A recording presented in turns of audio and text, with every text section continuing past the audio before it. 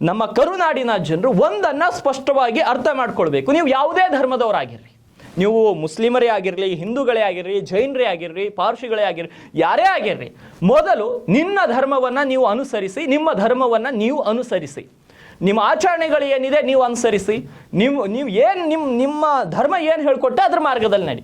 ಎರಡನೇದು, ಅನ್ಯ ಧರ್ಮದವ್ರನ್ನ ಗೌರವಿಸಿ, ಅನ್ಯರ ಆಚರಣೆಗಳನ್ನು ಗೌರವಿಸಿ, ಅನ್ಯರ ಭಾವನೆಗಳಿಗೆ ಧಕ್ಕೆ ಬರದ ಹಾಗೆ ಮಾತನಾಡಬೇಡಿ. ಅವರಿಗೆ ಧಕ್ಕೆ ಆಗಬಾರ್ದು. ಆ ರೀತಿ ಅವ್ರು ಯಾವುದೇ ಕಾರಣಕ್ಕೂ ನಿಮ್ಮ ಮಾತುಗಳಿಂದ ಅವ್ರಿಗೆ ಧಕ್ಕೆ ಆಗಬಾರ್ದು.